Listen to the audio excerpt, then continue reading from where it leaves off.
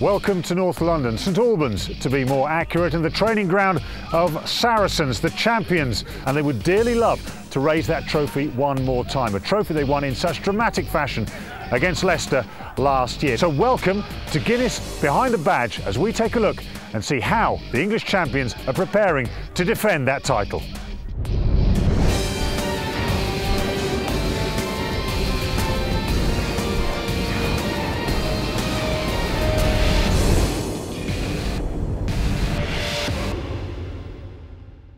So the final round of matches in what has been a thrilling Aviva Premiership season have finally arrived, and there's plenty to play for and no shortage of drama. At the top end of the table, it's all about home semi-final playoff places. For Harlequins, Leicester and Saracens, they'll all finish in the top three regardless of the results, but where will they end up? They all want that home semi-final advantage. For Northampton Saints, they'll finish fourth provided they beat Worcester. At the bottom end of the table, it's all about that relegation dogfight between London Wasps and Newcastle Falcons. For the Falcons to survive, they're going to have to do something they haven't done a great deal of so far this season. Win, score a lot of points, score a lot of tries. It's going to be a thrilling end to the season. The matches line up like this. All the matches kick off at the same time on Saturday the 5th of May, with only one game being played, which doesn't have a great deal riding on it. London Irish against Gloucester at the Madejski Stadium. After that, every single match is a big one. Leicester Tigers take on Bath at Welford Road. Northampton Saints entertain the Worcester Warriors at Franklin's Gardens. Sale Sharks take on Harlequins, and Saracens welcome the Exeter Chiefs to Vicarage Road. But the big game has to be the battle for Premiership survival. London Wasps against Newcastle Falcons at Adams Park. Only 27 tries have been scored against them, the fewest points conceded, and the man responsible for that is a rather tender-looking Paul Gustard. The reason why you have just run 4 marathons in 4 weeks. Let's address this first. Why? Well, firstly because I'm a bit daft, and secondly for a brilliant charity, a hospice. Chris Wilde's mum unfortunately left us last year, and they looked after his mum, so I wanted to repay and try and give a bit of courage back that Wilesy showed on behalf of his mum. If you're solid in defence, it puts huge pressure on the opposition. How do you develop your skills to make Saracens such a good defensive team? I obviously look at a lot of different teams playing rugby, the Southern Hemisphere, the international, seeing different ways perhaps that we can try and fine-tune what we're doing here. Obviously what we've done over the last 3 seasons has been working, but we still have conceded 27 tries, so there is an area of improvement. How do you grab hold of someone who's a good player but maybe not the most aggressive in defence and make him better? Well, I think it's partly my job, obviously, but fundamentally it's the group. The group have bought into this idea, this Wolfpack philosophy. And when you've got guys like Brad Barrett, Jacques Berger, Andy Saul's obviously improved remarkably over the last 2-3 seasons, these defensive efforts.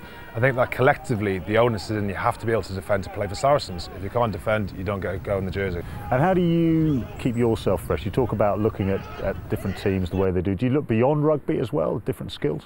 Yeah, I've looked at American football. Obviously we look at rugby league as well. It's 2 sort of transferable sort of skill sets that we can apply to rugby union. Slightly different, obviously, onus because of what happens after the tackle is made in terms of trying to contest for the ball. So we do try and take little parts in terms of the collision work, but fundamentally, obviously, I look a lot at rugby union sides. Do you fine-tune your defensive approach depending on the game and the opposition? And have you got something special lined up for this run-in? Yeah, I mean, I think there's obviously certain elements. Each side offers a slightly different threat. Exeter, big physical side that we're going to play this weekend. Obviously, it's got some great attacking talent out wide as well. And they're playing some great rugby. They're going to play, they're going to make a lot of tackles for us to be made. And we have to face that. If we're not physical, we don't dominate them in a physical sense, then we're going to struggle this weekend. When do you get a rest? I mean, I don't mean from your 4 marathons, but in the summer, does the body rest? Can the mind rest? Yeah, I think so. We get 2-3 weeks off. The club are obviously great advocates in allowing the coach and staff as well as the players to take some time off during the season. So I had a 3-4 day break in New York, which is great. And obviously in the summer we get 3-4 weeks off as well. So I'll take time away to not think about rugby. Then you start getting empty again. And you want to start thinking about rugby and see where we can take the defence to next year. Well, listen, good luck for the remaining games, but rest yourself. Go and get a massage. Great stuff. As always, great to talk to you. Cheers. Tempers are starting to get a little bit frayed, I'm sure. But Saracens, as we've said, do things slightly differently. And Joel, how have you found it coming into Saracens? From not just a new club, but a new game. I'm getting used to it now. This year's a massive learning curve, and hopefully I can kick on next season. He's done well. He's going to be a star in the game. Unbelievable athlete. But that's enough for talking him up. He's a terrible kicker of a ball. Should see him kicking.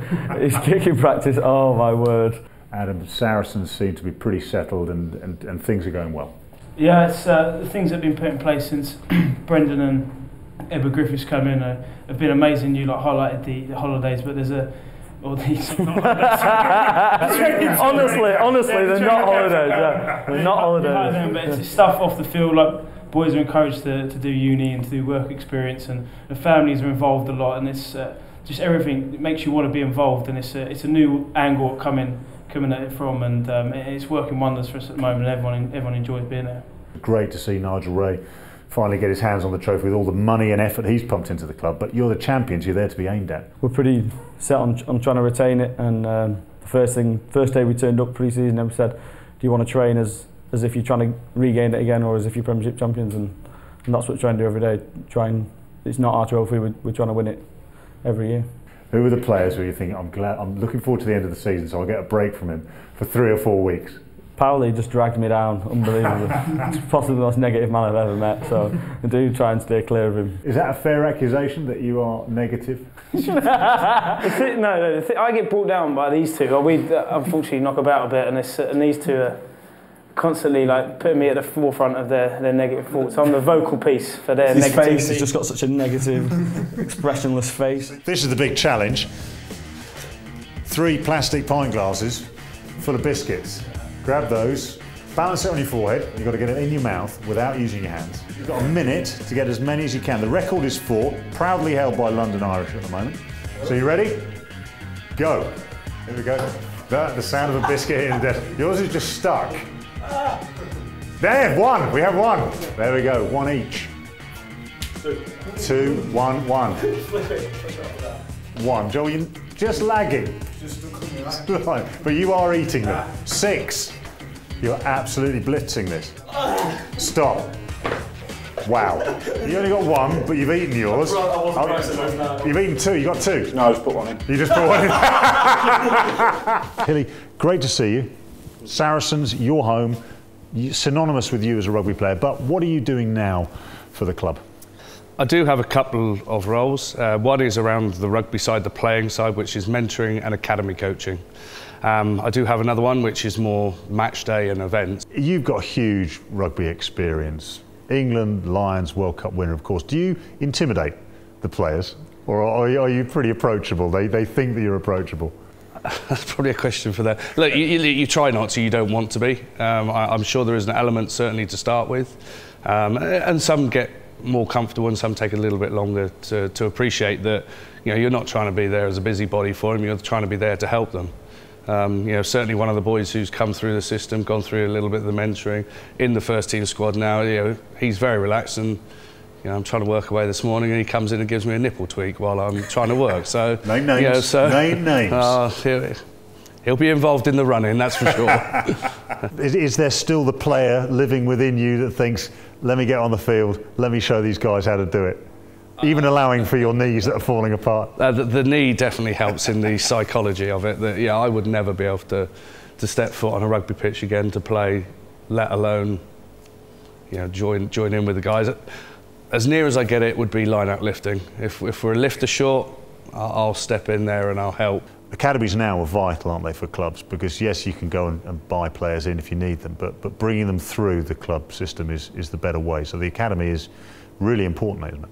Yeah, we are seeing it pay off. If you look at our first team squad at the moment, there's a lot of guys that have come through the system, not only from the senior academy, the 18-year-old, but they've come up through the schoolboy side of it. So there is a real appreciation now that it is a true line towards getting to where you want to be, Premiership, and the likes of Owen Farrell are the true guide on proving that you can go all the way and become an international. So when an academy player comes up to you and gives you a nipple tweak, you're quite happy that he's now comfortable in the environment as well? There are still techniques. You still have to use the handoff technique. Good man. So with 1 round of matches in the Aviva Premiership still to go, it is quite apparent that the reigning champions, Saracens, are ready, willing and able to defend their title. But first things first, secure that home semi-final place and then on to the final. And who knows, will it be Saracens' name engraved on the trophy one more time? Will it be the familiar lettering of Leicester Tigers? Could it be Harlequins? Could it be Northampton Saints? At a push, could it be Exeter Chiefs? We shall wait and see.